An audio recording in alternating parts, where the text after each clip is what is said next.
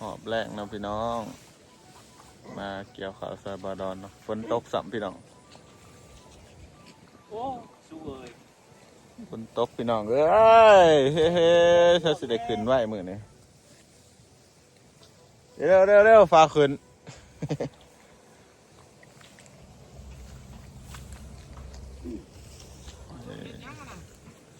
ถ่ายคลิป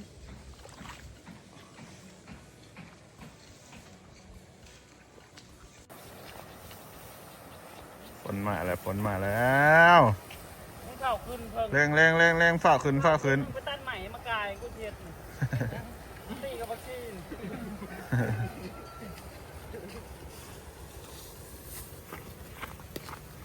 นี่ฝนโอ้เฮ็ดดีสบายดีใช้ว่าสิวะมันม่วนขมวนแล้วที่ยังไม่ได้ด่าแต่ก็ด่าอายได้กินนี่น่าเขาบ่ได้บอกอ้าวกระด้าเลยนี่เขาเป็นพยานในนี่บ่เอา บ่สุดด่าคอยตลอดนี่เคยด่าเด้อพี่น้องเอ้ยเราว่านั่งยังอันน่ะมาแม่บักหานี่ไปลงซ้ายคืนพลตกอยู่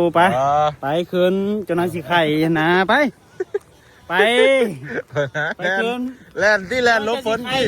จะเอาให้ไหลนี่แล่นลบฝนมาไปคนเขาไปเอาเขาเรียบร้อยพี่น้องพอดีเลยเนาะว่าได้เฮ็ดเวียกเนาะดีเว้ยโอ้คักก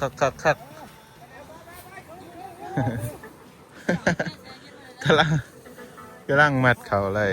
ให้หนึ่งพี่น้องฝนตกครับสนอมาอันนี้ซอยบาดอนหอมเลยฝนตกแบบแห้งเลยเนาะว่าแต่ย่ามแรงมากมากตกเลยพี่น้องเลยซอยน้อยหนึ่งเนาะน้อยหนึ่งก็เอา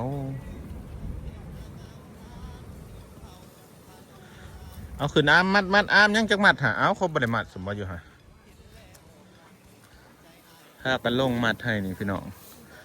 อันความจริงนะเขาบริมัดบอยากมัดออกแต่ว่าให้นี่มันเป็นขาวหลมเนาะขาวหลมเนี่ยมันจุ่มน้ำนะก็เลยว่าต้องมัดให้มันบิดน้ำ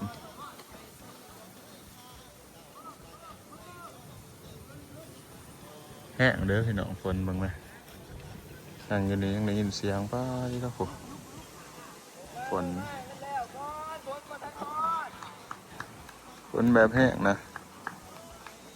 โอ้ยทางเบื้องไหนแจ้งเนาะทางภูเขาทางนี้ฝนมาทางเบื้องมันไต่อยู่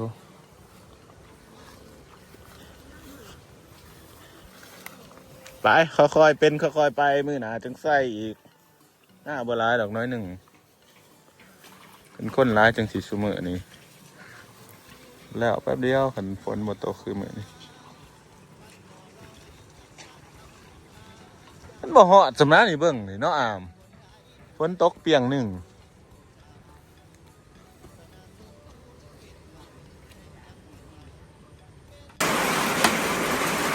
ฝนตกกับเขาไม่เห็นจุพิตี้เอวาลาวให้อภัยแล้วขอมาซะฝนตกกับเขาว่าซะเขาให้อภัยแล้วขอมานะโอ้ยขอมาก่อนนี้ครั้งไก่ตากฝนเหนียวเขาจะมาว่าเรามาสักลาวเราหายอภัยมันเนี่ยหายหรอให้เอาให้แล้วเขาไม่ว่าเรามันนี่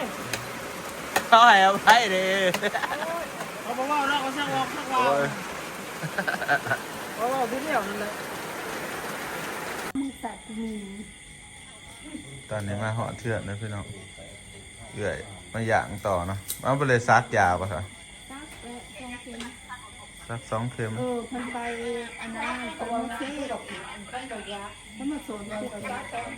เอื่อยบาสุกลดลบเนาะพี่น้องบ้านนี่บางวันสีเศร้าแล้วบางวันนี่คือจังหันตึงบางเสาร์เข่งอันนั้นทันไปสักเจ็บเฮาอันเดียวเช่ซักยามันจะแก่ลบมันตำไปนี่เด้เขาว่าต่ำคอยได้ไปตำเขาไปเสียเงินให้เขา ตาสักยาบ่หรือว่า ทางสักยาเขาก็บอกบ่เสียลงเสียให้เขาว่าเขาสิจ่ายเองแต่ว่าในน้อยทางสักยาให้เขาก็บ่แพงไม่ได้ดอกต้องทำเสีย หลายอย่าง เจ็บเอวกับขาแขน เมื่อวานนี่เนาะเพิ่นไป2 เม็ด ตรงนี้ซื้อโทนนี้ ไปซื้อมาซื้อเนาะพอดีตามรถส้นกันรถมอเตอร์ไซค์ก็เลยเอามาหยางพี่น้องหยางไฟเนาะบ้านเนาะ เจ็บก็เลยอยากอีก ก็คือกำลังมาแต่อันนี้ เป็นไรเขาบอกเสีย อันนี้ฝนมาอุ่นพี่น้องเขามัดได้น้อยหนึ่งฝนมาถิ่มไว้สบายดีเด้อสบายดีพ่อแม่พี่น้องตอนนี้บาสุกามาห่อเถื่อนแล้วเนาะมื้อนี้ไปเกี่ยวเขาวซอยบอดอนพี่น้องเกี่ยวเขาวก็ได้น้อยหนึ่งหรอกตอนยามแรงมากฝนพัดตก3พี่น้องก็เลยได้มัดน้อยหนึ่งเลยก็อันอ๋อได้มัดน้อยหนึ่งเนี่ยฝนก็ตกมาก็เลยบริเทศนั่งเล่นซื่อๆมื้อนี้มาพี่น้องเฮาสิมาขอบใจขอบคุณ FC เนาะทุกคนที่อวยพรวันเกิดในเฮามื้อเนาะพี่น้องเฮายังบ่ทันได้มีโอกาสได้อวยพรแล้วก็ขอบใจเนาะเพราะว่ามีผู้ใหญ่ทุกคนผู้ใหญ่ใจดีนะเพิ่นฝากของขวัญมาให้แน่เนาะจังได๋ก็ขอบมุกขอบใจทุกคำอวยพรเด้อขอบคุณหลายๆขอให้พรที่อันพวกเจ้าอวยพรมาให้กลับขึ้นไปสู่เจ้าเด้อขอบมุกขอบใจขอบคุณหลายๆ แต่เฮาก็สิมาขอบคุณอันผู้ใหญ่ใจดีเนาะที่เพิ่นสนับสนุนของขวัญวันเกิดพี่น้องนั่นก็คือว่าง่ายคือเพิ่นโอนเงินมาให้เนาะเป็นของขวัญวันเกิดพี่น้องปีนี้ได้บักได้หลายมันพี่น้องเอ้ยเป็นให้อันเป็นของขวัญวันเกิดเนาะเป็นให้เกือบทุกปีแหละพี่น้องส่วนนายก็มีแต่ผู้เก่าพี่น้องเอ้ยเดี๋ยวเฮาสิมาบอกกันว่ามีผู้ใดแน่มาบอกว่าได้เงินเท่าไหร่เป็นโอนมาให้เท่าไหร่ ซอยซัพพอร์ตสนับสนุนก็ดีใจหลาย คลิปเองแบบนี้พี่น้องเป็นจำนวนเงินเดาเนาะเดาว่าเท่าไหร่ หลายอีดี เดามาก่อนว่าเท่าไหร่สัก ขอบบ าท ใจขอบ อันนี้บ่ได้มีเจตนามาอวดมาโซ่เลยพี่น้องเราอยากขอบคุณเนาะอยากขอบคุณเพิ่นหั้นนะเดี๋ยวมาอันบอกกันเลยว่ามีใครแน่พี่น้องเอ้ยแม่ถือว่านับเลยขอสิบอกว่ามีใครแน่แต่จะนับมาคนแรกคนทำอิฐก็คือพี่บอมเนาะพี่น้องพี่บอมทางอันประเทศสวิตเซอร์แลนด์เนาะ คุณได้เด้อขอบใจได้ พี่บอมทางประเทศสวิตเซอร์แลนด์FC อาจจะบ่ฮู้เนาะว่าเราเป็นไผเพราะว่าบ่เคยออกคลิปจักเทื่อพี่น้องเราฝากมาให้16,000 บาทพี่น้องหลายกว่าหมู่เลยเนาะขอบคุณพี่บอมเด้อขอบคุณในไลน์ขอให้พี่บอมอยู่ดีไม่แห้งร่ำรวยเด้อครับเป็นอยู่ทางอันประเทศสวิตเซอร์แลนด์เนาะพี่น้องเป็นคนไทยอันบ้านเกิดเป็นอยู่ไทยก็อยู่อันนครพนมพี่น้องจังหวัดนครพนม เด้ ใกล้ อขอให้มีความสุขความเจริญ ๆขอบคุณในไลน์ 6,000 บาท 16,000รายการผู้ที่2แม่นป้าแตนกับลุงเพยขอบใจเด้อขอบใจป้าแตนกับลุงเพยเนาะเพิ่นฝากมาให้100แคนาดาพี่น้องเป็ มี น ความสุขเด้อ เป็นเงินกีบกะหลานปลายเนาะหลาน400,000ปลายขอบใจป้ากับลุงเด้อคิดฮอดเบ่ซองผู้ใดจื้อได้แน่พี่น้องที่เพิ่นมาบางปีก่อนเนาะเพิ่นมาเที่ยวลาวนะครับก็พาเพิ่นเลาะหันเลาะนี่พี่น้องเพิ่นให้เกือบทุกปีเลยแหละป้ากับลุงตั้งแต่หัวจักกันมาเนาะพี่น้อง ป่า แต่ก็หลายอย่างเพิ่นซัพพอร์ตพี่น้องเอ้ยแล้วก็ผู้ที่3แม่นครูกันเนาะพี่น้องครูกันนี่ 1,000 บาทครูกันก็ให้ทุกปีเลยพี่น้องบ่าวสุขจื้อได้ว่าอันเพิ่นให้ทุกปีเลยปีละ1,000ปีละ2,000 บาทเนาะพี่น้องขอบคุณคุณครูกันในรายเด้อที่อันซัพพอร์ตตลอดเนาะเพิ่นบ่ค่อยได้เม้นในหยังสำนักพี่น้องแต่ว่าฮอดยามวันเกิดเพิ่นก็ฝากมาให้ตลอดพี่น้องเอ้ยทุกปีเลยเนาะแล้วคนที่4แม่นอันหมู่เนาะสาววันขอบใจสาววันเด้อทางอันสวรรค์ในเขตเพิ่นให้600 บาทพี่น้องเพิ่นโอนมาให้ขอบใจได้หลายเด้อมิตรภาพทางสวรรค์ในเขตติดหอทั้งสอง ไอ้กาผลต่อไปแม่นไอ้คำบอลเนาะพี่น้องไอ้คำบอลขอบมุกขอบใจไอ้คำบอลเด้อด้วยว่าเจอมละกากีราชนีแห่งท้องทุ่งขอบมุกขอบใจหลายๆเด้อเพิ่นโอนมาให้เพิ่นว่า มีแห้งเด้อ เพิ่นอวยพรข่าวอวยพรให้เนาะพี่น้องความจริงแค่อวยพรเฮาก็ดีใจเนาะพี่น้องอันนี้เพิ่นให้แบบพิเศษเนาะไอ้กาขอบใจหมู่อีกก็คือสาวตีน้องอาน้องปาน้องพี่น้องที่เฮ็ดเค้กวันเกิดให้แล้วก็เซอร์ไพรส์เงินในเค้กอีกเนาะเป็นเงิน1 ล้านกีบพี่น้องบาสุกนับได้ขอบใจหลายๆ สาวอาสาวตีบสาวปลาสาวอา ข โป อบใจหลายๆแล้วก็พูดต่อไปเป็นไอ้แอดกอยกับไอ้คำแซงเนาะคนละ500,000กีบขอบใจไอ้แอดกอยหลายๆก็เพิ่นให้ซ้ำว่าอันซ้ำว่าให้ทุกปีแล้วนะพวกอันไอ้แอดกอยไอ้แซงเนาะแต่กะวันเกิดเพิ่นเฮาก็ให้คือกันเด้อพี่น้องแบบว่าซอยกันไปซอยกันมานะเฮาว่าอันแบบว่าซอยกันไปซอยกันมาแบบว่าคล้ายๆแบบคือแบบว่าคอยให้เจ้าให้คอยจริงๆนะพี่น้องขอบมุกขอบใจหลายๆเนาะผู้ต่อไปก็คืออันแม่เล็กพี่น้องแม่เล็กอีกก็ให้ทุกปีพี่น้องขอบคุณแม่เล็กทางฝั่งไทยหลายๆเด้อครับผมแม่เล็กในแห่งอันให้ทุกปีคือกันพี่น้องบางปีก่อนที่เฮาไปทั่ว18แขวงของลาวเราก็ให้อัน10,000 บาทเนาะบางปีกายนี่พี่น้องแล้วก็ให้ร้ายสุดเลยแล้วว่าให้เป็นของขวัญแล้วว่าขอบคุณแม่เล็กหลายๆขอให้แม่เล็กอยู่ได้ไม่แห้งเด้อ ต แม่ อน เล็ก เบิ่ เด้ ง อ คลิปเบาซุกหายย้อนแต่แม่ก็ให้คือกันนะ ต ไป อน เที่ยว เราไปเที่ยวตอนไปเดินทางเนาะพี่น้องแม่เล็กเป็นแบบสนับสนุนมันก็ซัพพอร์ตหลายๆคนสุดท้ายก็คือพี่นิกทางสวีเดนเด้อขอบคุณพี่นิกนะครับผมพี่นิกนี่ก็ส่งมาให้ตลอดเนาะพี่น้องแต่ข้าวนั่นคราวนี้เราก็ส่งมาให้กินเซซวนกินหมูกระทะแล้วก็เลี้ยงทีมงานตลอดคุณพี่นิกหลายๆเด้อครับผม มีความสุขทุกคนเด้อ รวมเป็นเงินเท่าไหร่นี่16,000 17,000 18,000 21,500 บาท 22,000 จ้ะ 20,000 ไปเงินบาทไหลทั้งหมด 22,000 บาทพี่น้องเงินกี่พัน2 ล้านเนาะแล้วก็เงินแคนาดานะล้าน4รวมกันเป็นเงินกี่3,400,000พี่น้องแล้วก็เงินบาท22,000เนาะพี่น้องอันร้ายกว่าเงินเดือนที่เฮาหาอีกเนาะพี่น้องเงิน20,000นะแต่ที่หาใส่ได้เนาะในเดือนหนึ่งจะได้ก็ขอบคุณหลายๆเด้อขอบคุณหลายๆที่ซัพพอร์ตบ่าวสุกเนาะถึงมาบ่าวสุกสิเฮ็ดคลิปบางที่ก็บ่ม่วนแน่พี่น้องม่วนแน่บ่ม่วนแน่ก็เพิ่นก็ยังซัพพอร์ตตลอดขอบคุณทุกคนหลายๆเด้อขอให้อยู่ดีมีแรงร่ำรวยอันนี้ ขอบมุกขอบใจทุกผู้ทุกคนที่เขามาเบิ่งมาจอยกันนะสนุนดู พี่น้อง ดีใจทั้งแม่ก็ได้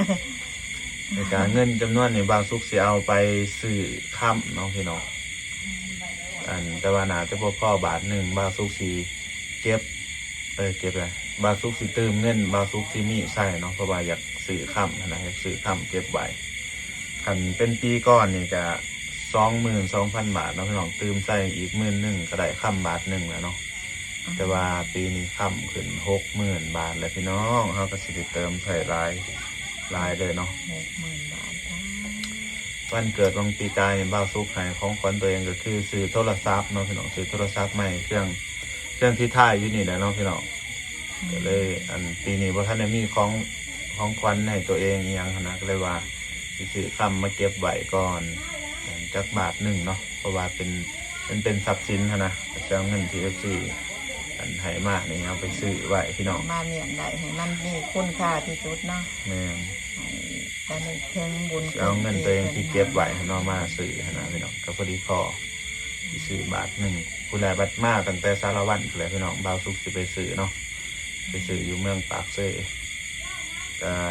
บ่าวสุกบ่ได้มีของขวัญนี่ยังให้แม่เนาะพี่น้องเพราะว่าปีนี้เฮาให้แล้วเนาะให้ซื้อค่ำอะไรเพิ่นแต่ข้าวค่ำยังบาทละ40,000พุ่นแหละพิษ40,000ปลายเนาะบัตรมาฮอดสิถ่ายปีพี่น้องขึ้นฮอด60,000นะก็บ่มี เงินซื้อ อันแพงถึงแบบแพงแห้งก็ดีเนาะพี่น้องราคาครับแบบกาวกระโดดบาทเดียวเลย อืม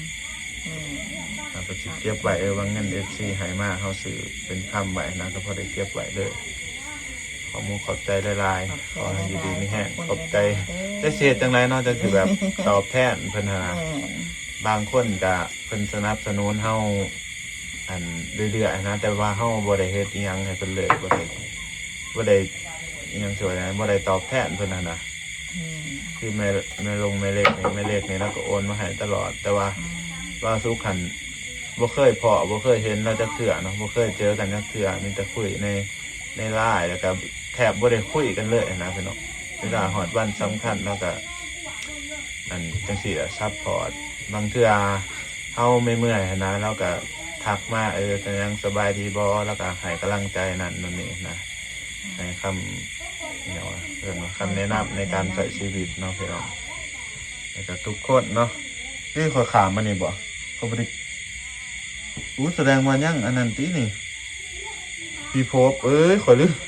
ลืมพี่พบพี่น้องร่วมเบิดเป็น 23,000 เนาะลืมนั่นแหละพี่น้องขออภัยหลายมีพี่พบนำอีกเนาะพี่พบ1,000 บาทพี่พบนี่ก็เป็น FC คนสำคัญได้แหละพี่น้องแล้วก็ซัพพอร์ตหลายอย่างเนาะก็คืออันฝากคล้องมาให้ตลอดเนาะตามที่เห็นในคลิปเขาแหละพี่น้องล่าสุดแล้วก็ฝากคล้องมาให้4 กล้องเนาะก็มือวันเกิดน่าจะเป็นของขวัญวันเกิดเนาะพี่น้องแล้วก็ฝากเสื้อผ้าร่องเท้าพี่น้องเลยบางซุกลืมจดพี่น้องขออภัยหลายๆแต่ร่วมเบิดเป็น 23,000 นะเนาะ 23,000 บาท 1,000 บาทก็ถามว่าเงินจำนวนนี้มันหลายบ่สำหรับเฮาแบบหลายแฮงเนาะ23,000 บาทคันเป็นแลกเป็นเงินกีบก็10 กว่าล้านได้บอกสิได้ให้เบิ่งนะ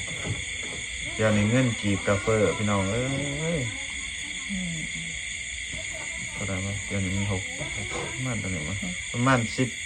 15 ล้านพี่น้องคันแรกเป็นเงินกีบเนาะเทียบใช้เงินเดือนบ้านเฮากับอันประมาณ4-5 เดือนพุ่นแหละเนาะพี่น้องจังสิได้เงินซ้ำนี่จังสิหาเก็บซ้ำนี่ขนาดบ่สุกถ่ายคลิปอยู่เสมอเนาะกว่าสิเหลือเก็บประมาณซ้ำนี่ขนาดแบบต้องรายเดือนเลยแหละพี่น้องกว่าสิได้เนาะอันนี้แบบว่า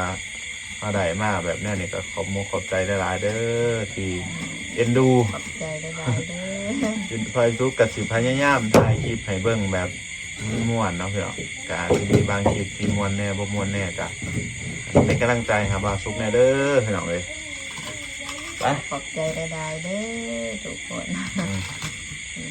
ซอย ซุกกับสิใส่เงินให้มันเป็นประโยชน์พี่น้อง ขอบคุณเมตตาเราสุด 20,000เนาะ23,000พี่น้องคันบ่มี YouTube นี่ก็ว่าจักชีวิตสิเป็นจังได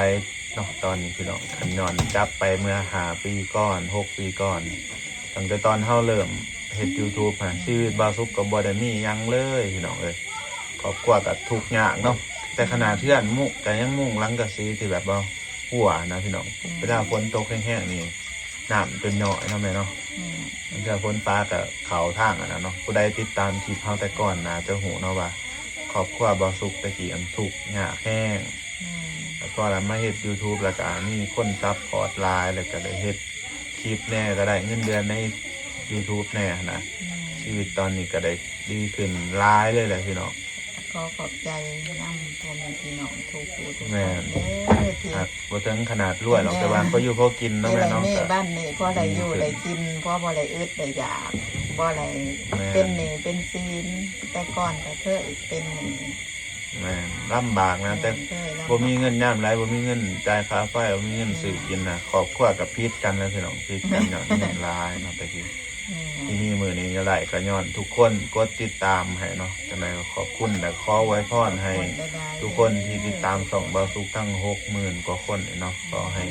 สุขภาพเข้มแข็งร่ำรวยทุกคนเนาะ ด้วยมีความสุขทุก ประ คน สบผลสำเร็จในชีวิตทุกคนเด้อพี่น้องจังได๋ ส ก็ ม ดี ความปรารถนา ให้ชีวิตเจอแต่สิ่งดีๆเนาะพี่น้องก็เวลาสมมาพาควรนะ ก็เดี๋ยวบัดคลิปไปซื้อค่ำบาสุกสุดท้ายให้เบิ่งเนาะก็อยากเก็บไว้ซื้อค่ำเก็บไว้ซื้อให้แม่ล่าสุดก็คืออัน40,000ปลายตอนนี้60,000นะพี่น้องเติมเงินตัวเองใส่ก็พอได้แบบว่านึกถึงแบบว่าวันเกิดปีนี้ FC เอาเงินให้ได้ไปซื้อค่ำขนาดเนาะก็ได้บันทึกไว้ไอ้ที่ซื้อมาไว้อันนี้บ่ได้ขายหรอกเนาะซื้อไว้แบบจนใหญ่พุ่นแล้วเนาะพี่น้องจนเฒ่าพุ่นแหละเก็บไว้นะเพราะว่าคันสิเก็บเป็นเงินสดนี่มันญาติเงินมันเฟ้อเนาะพี่น้องก็เลยว่าสิไปซื้อค่ำไว้ก็เติมใส่เดี๋ยวปีหน้าเก็บใหม่อีกเนาะพี่น้องปีหน้านี่บ่ฮู้ว่าสิให้หยังเป็นของขวัญตัวเองเนาะปีกายนี่เอาโทรศัพท์ปีนี้สิซื้อค่ำพี่น้องปีหน้าเดี๋ยวเบิ่งก่อนเนาะว่าสิเก็บเงินได้บ่อันใดอีกก็สิซื้อค่ำอีกกว่าอีกเนาะ พี่น้องเจอกันใหม่คลิปหน้าเด้อวันนี้ก็ฝากกดไลค์กดติดตามเป็นกำลังใจส่องวาสุกแน่อันใดดีบ่ดีก็แนะนำมาได้เด้อพี่น้องตัวใดเฮาปรับได้เฮาก็สินำไปใส่เนาะแต่ว่าอย่าด่ากันละ อย่าด่าแห้งเด้อพี่น้องแนะนำกันได้เด้อพี่น้องเอ้ยตัวใดมันดีแน่บ่ดีแน่ก็ตักเตือนกันได้เนาะเพราะว่าบางสิ่งบางอย่างเฮาก็บ่ฮู้นะให้คนอื่นแนะนำเฮามันจังสิดีเนาะพี่น้องไปเจอกันใหม่คลิปหน้าเด้อพี่น้องบ๊ายบายจะว่าได้ยินแต่เสียงจิดีประจันเอาไว้เนาะ ซึ่งดูหอมได้